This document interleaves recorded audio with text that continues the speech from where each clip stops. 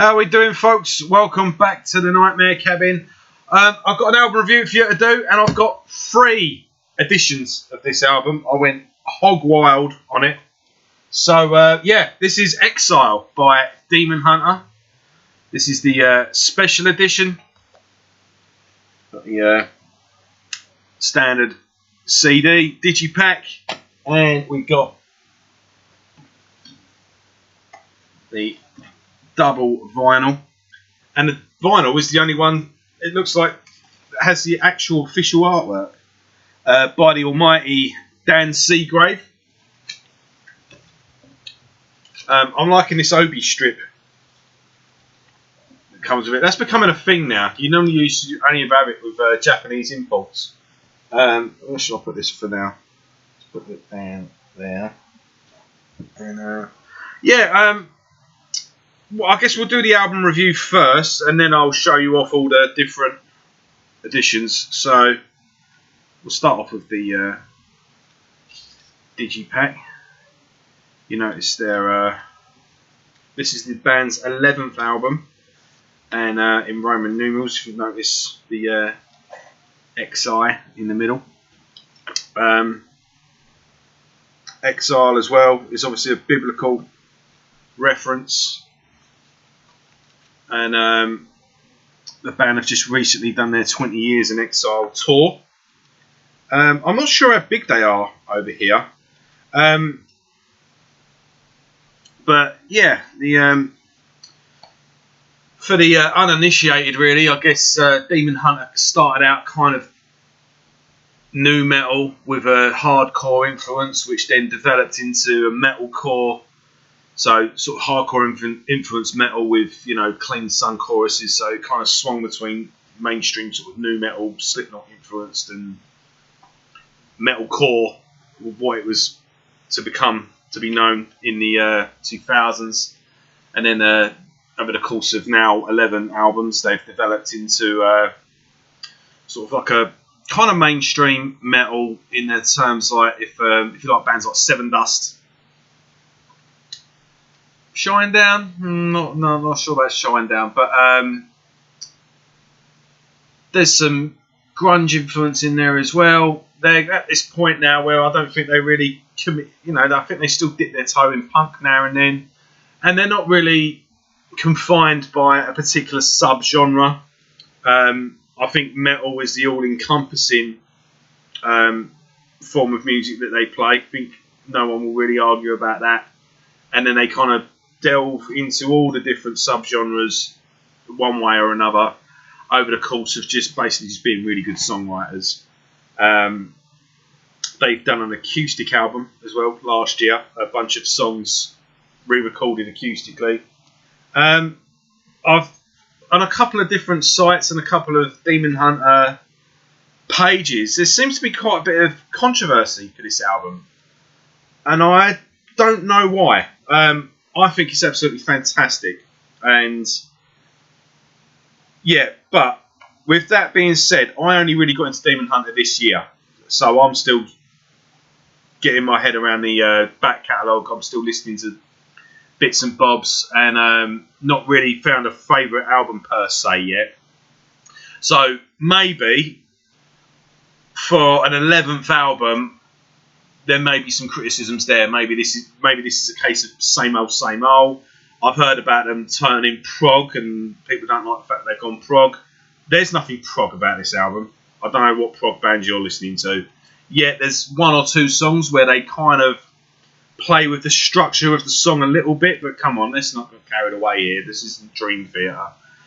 They've not gone techno. They've not gone like Morbid Angel did, and they dive. There's little bits where they kind of experiment with different textures, but I think that's more of a production standpoint more than anything else. I think maybe they've sort of gone, why don't we? They've still got the bare bones of the song, and I think a couple of verses they might flip things around a bit just to. But the structure of the song will still sound the same. But yeah, I can't see this being a major deviation from their main sound. It again, from what I can tell, they always kind of stick to their main their main sound whilst dipping their toe in little bits here and there, and have kind of dropped what hasn't worked and kept what has along the way. But like I say, I'm new to the band and I'm lapping everything up at the moment, and I've really enjoyed this album. Yeah, I think is it the Triptych, Extremist, and True Defiance? From what I've looked at on YouTube and looked at some articles, they tend to be the top three. Yeah, I think if you speak to any Demon Hunter fan, ask them what their favourite album is. Ask 100 Demon Hunter fans what their favourite album is. One of those three is more likely to come up in a group of 100, I think. I don't know if this would replace, if you are a long-term Demon Hunter fan, I don't know if this would replace your favourite album, but I think it's as good a place as any to start. I mean, it's my first new album by the band, should we say.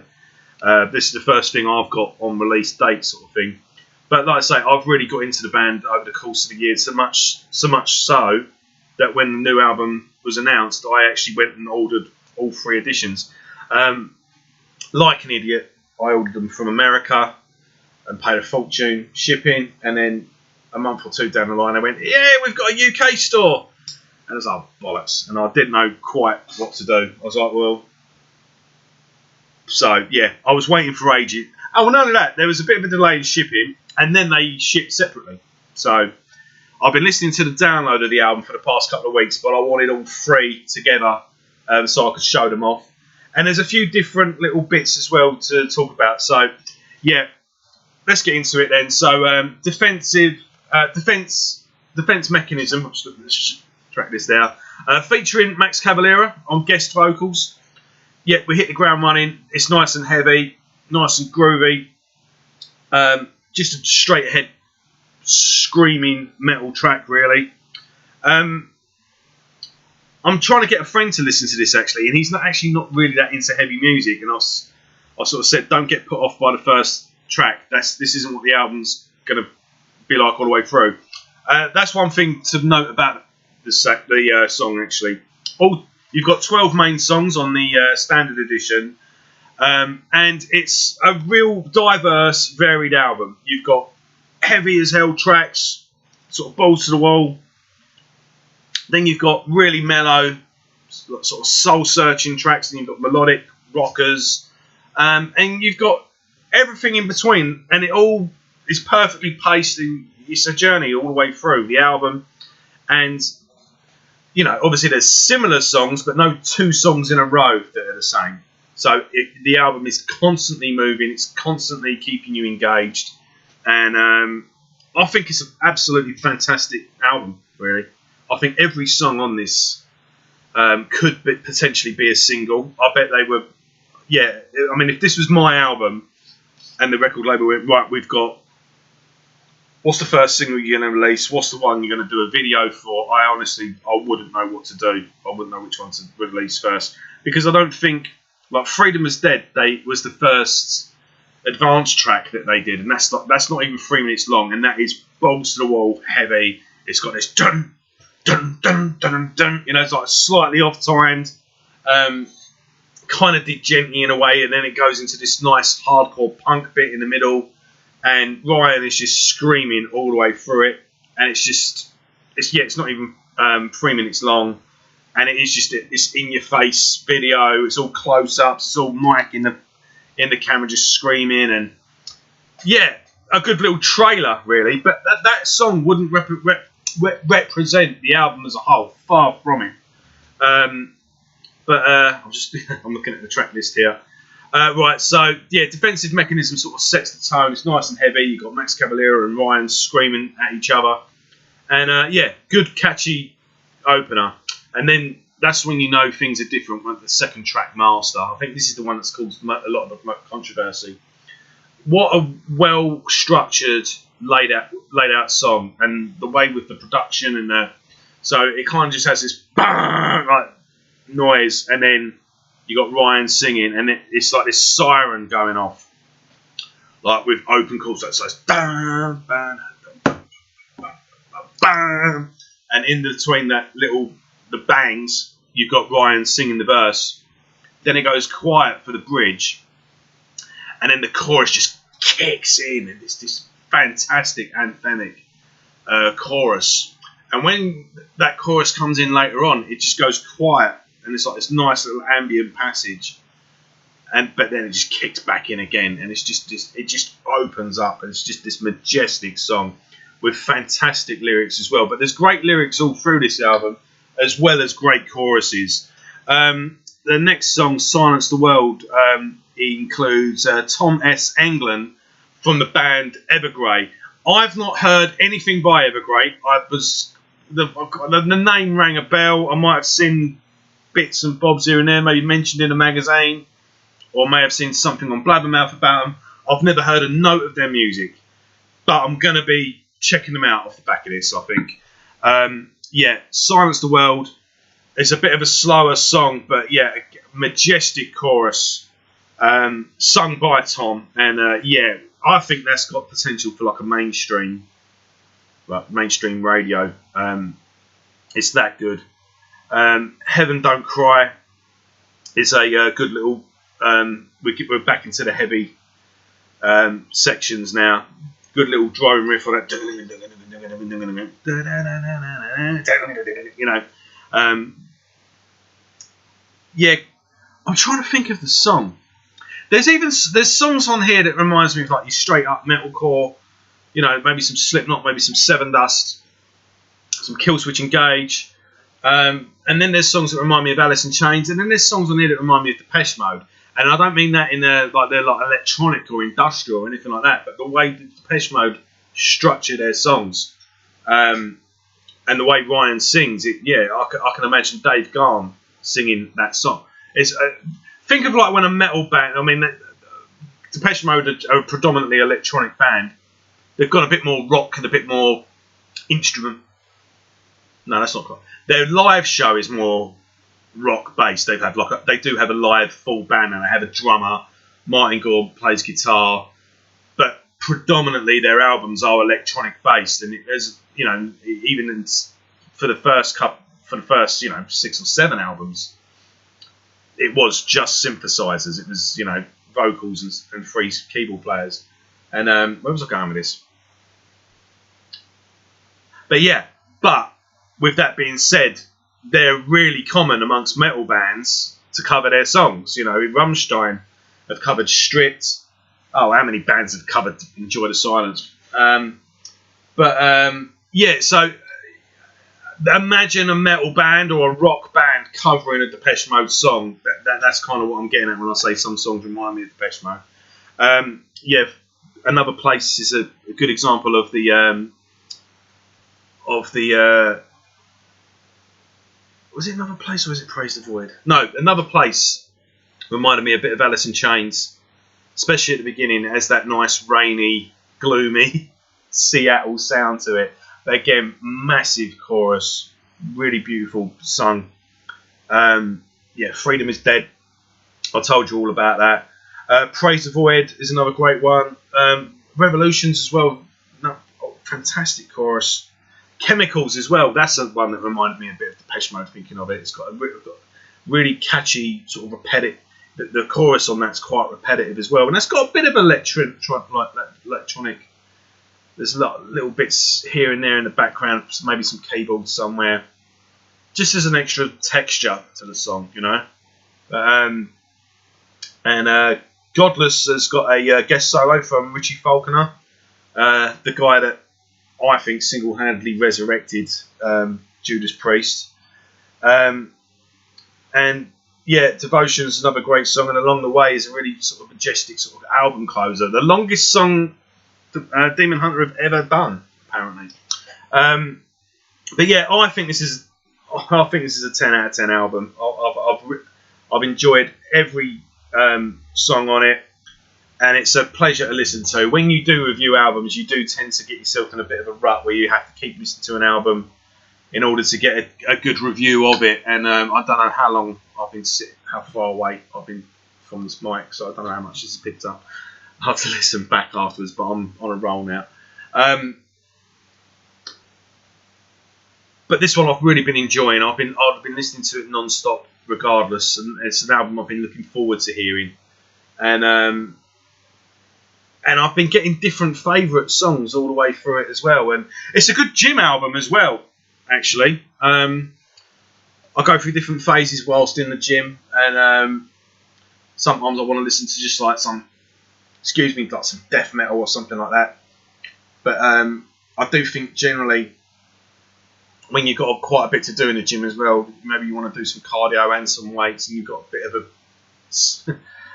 it seems like a long slog ahead of you. Maybe a more varied album to listen to kind of passes the time a bit better, but the big choruses are really good for getting you through those harder bits, you know, where you do need a bit of motivation. So yeah. Anyway, I don't know why you wouldn't like this album, especially if you are a Demon Hunter fan. I may have had a different opinion if I was a long-term member of a band and this was number 11. But for me, it seems like a lot of people seem it's like some sort of departure that they're not happy with. It's not rather than same old story sort of thing. This I haven't heard anyone saying, this is just repetitive and this is the same stuff I've heard the last couple of albums or something like that. No, it seems like people are genuinely unhappy. And I honestly don't know why. Because any changes that they have, they've pulled it off. What they've been trying to do, and it's worked. These are great songs. So, yeah, I've really enjoyed it. And, for me, it's a perfect album. It's exactly what you want from an album. You want a journey to go through over the course of 12 songs, and they've done that perfectly. And everything's varied. Everything's, everything just takes you along. You like when you get to a track like "Freedom Is Dead," like you it's hard to believe that you're 6 songs in. It feels like you're about 2 or 3 in. It's an absolutely effortless listen. So yeah, fantastic stuff. So yeah, that's the review done. But let's get into the different editions. So I think so you've got your standard digipack edition. You've got a little Obi strip there. I'll read this out for you. Exile is the first ever concept album by a 20-year metal veteran, Demon Hunter. Yes, there is a story going through the album. I'll get to that a bit more when I look at the special edition. Set in the aftermath of a civilized society's collapse, 12 songs examine modern life through the lens of a nonconformist contemplating a life untethered. Completed by a comic book counterpart, dramatising the concept in a 4-part story. The world of Exile is immersive interrogation of cultural norms and to call to true rebellion. Exile features guest appearances by Max Cavalera, Tom S. Englund, and Richie Faulkner. So, yeah. So, there you go. There's inside there. It's funny that. Yeah, that looks a bit better the more. Yeah. And then inside, you've just got lyrics 1 page, band member the other. Cool. I don't know if I showed this before, actually. It's looking familiar now. There you go, anyway. Right, now to the good stuff. You want to see the special edition, don't you? Right. So, with this, as mentioned briefly then, there is a graphic novel that accompanies the album. So the album does tell a story. Like all the great concept albums, it's a story that doesn't make any sense.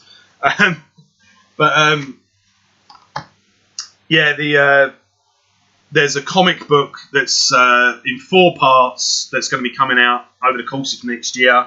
But with this special edition, you get the first issue, or part of the first issue, shall we say. So, what should we show off first? Let's go for this first. So, you get a little envelope, and you get a different edition of the album. Now, this is what's probably worth. You get some goodies here, which I will show off. Artwork piece there. You get a poster of both styles of the artwork, which is a common thing with Demon Hunter. I've noticed that all their album covers more or less look the same because you've got that logo. It's always like the centerpiece of the art. And then they do a couple of different versions of that same album cover. I ended up buying two. I've got 3 copies now of the triptych because I thought I was buying a different album. So there you go. What can you do?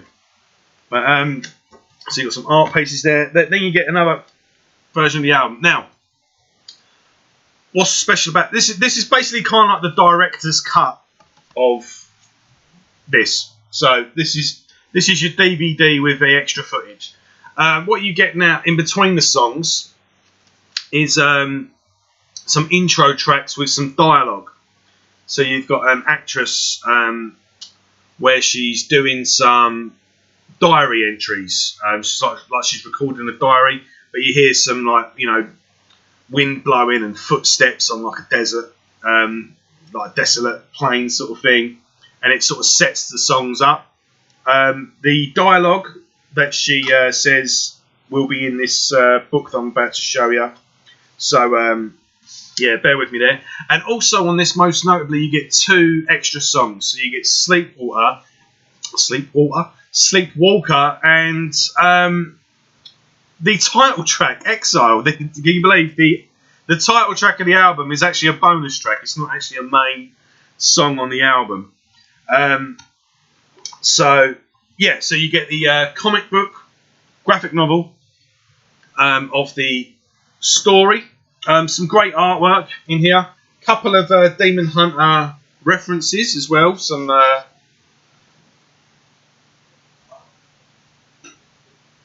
yeah. I thought I saw the moon was the shape of the. But yeah, you get the idea. Yep, and it's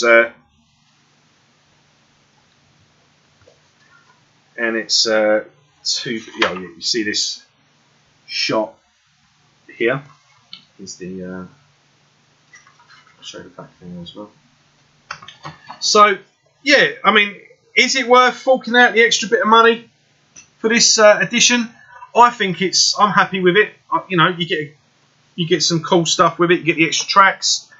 Depends how big a fan you are of the band. I mean, if you're new to the band and you feel like maybe just start with that. You're a casual fan. But yeah, if you are, just like any other band, really, if you get a comic book, you get 2 extra tracks, a few introduction tracks to expand the album a little bit. This is the really cool bit though for me. This is the sort of stuff I like. Here you get the. This is a little bit of a different take on the main artwork.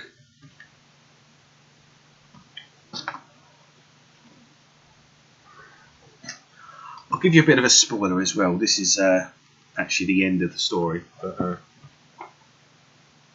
maybe I shouldn't have told you that, but here you go. Sorry. So with this, so yeah, you get.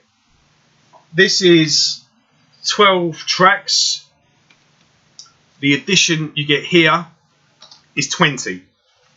Although only 2 extra full songs, but you see what you mean. You get these introduction tracks that sort of take the narrative of the story of the album.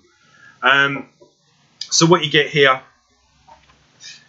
is we got an introduction piece there by Ryan Clark. Then you get so same sort of thing, get different photos of the band. So here you get a this is what's going on in the story. Then you get the actual lyrics, and then here in red you get liner notes by Ryan about what the song lyrically is about, and then in the section there, so you get a little red line, a little line. So the top bit is about what the lyrics are about, and then this is about how the song came together. So here you go again. So yeah, lyrics, and I'm trying to lyrics, and then what the lyrics are about, and then how the song came about, how the song was structured and written. And yeah, you get a few more different band photos. Different to the. Are they different to the? Yeah, I think they're different. Yeah. Yeah. And obviously, they're all in sort of desolate settings because the album's called Exile. But yeah, I thought that was really cool. So you get the and when need be, you get a little. I'm trying to think here. That's the end of the story there, and then this is like thank you notes and credits and that. So yeah, so you get story, lyrics. What's the song about? You know. And I'd love that for every album, you know. I like reading that sort of stuff anyway. That's the envelope that it comes in. I've got to put all this back together now. So, CD goes in there. Poster and art print thing goes in there. So,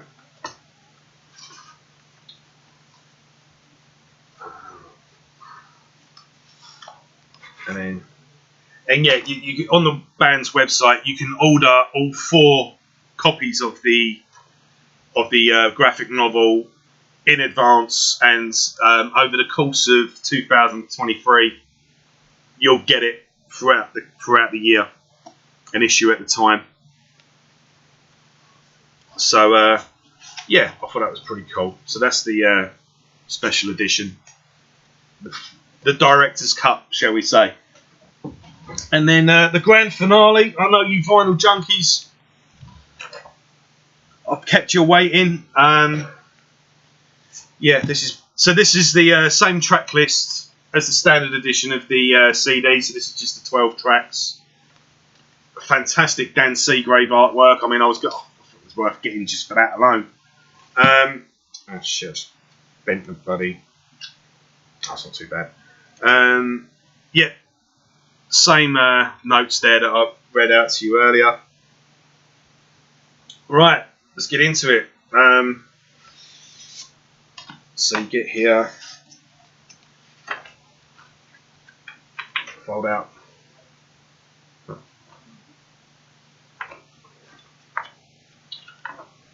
And then lyrics. And then this is a double vinyl, by the way. I'll show you both, but here we go.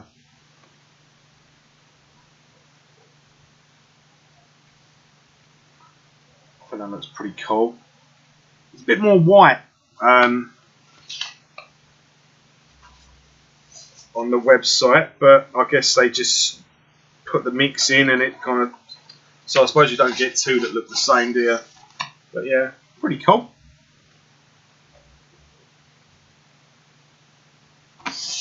And yeah,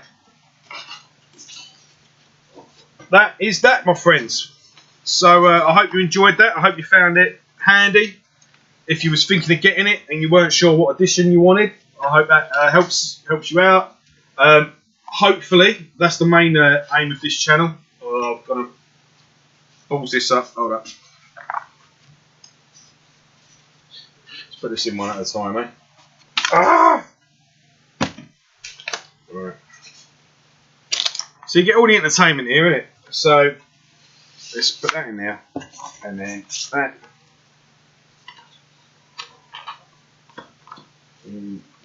There, and then that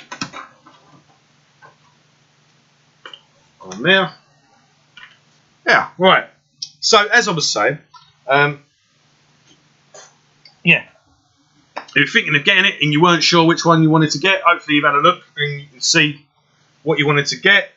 If you was thinking about that but weren't quite sure, at least someone has got it and showed you what you actually get in there now.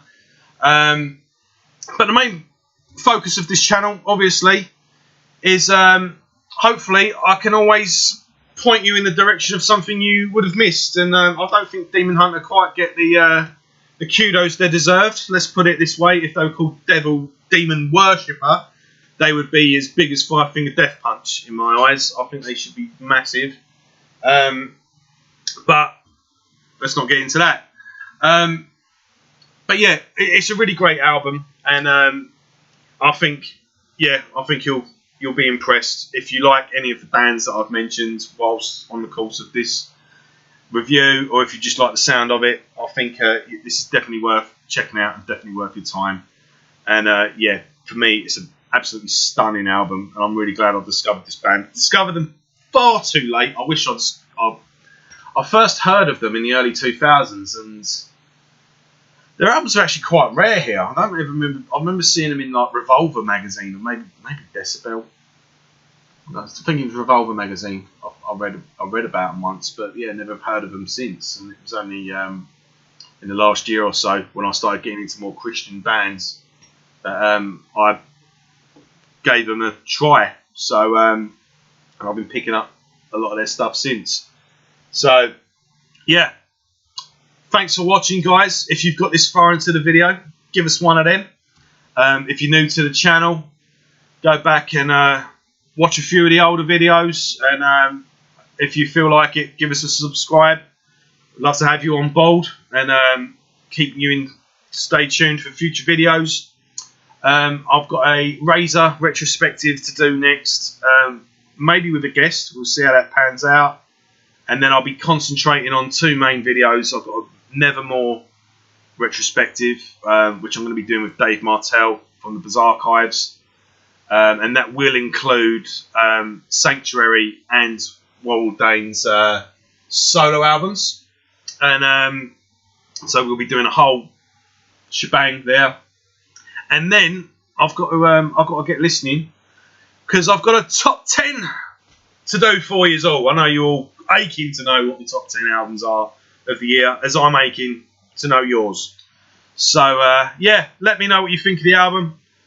Give us a comment if there's anything you want me to cover, or want me to review. If there's a band that you want a retrospective on, maybe I've got it here. I'm meaning to do it, but I just need my memory jogged. So yeah, as always, hope you're all having a good weekend, and I'll see you all soon. Take care.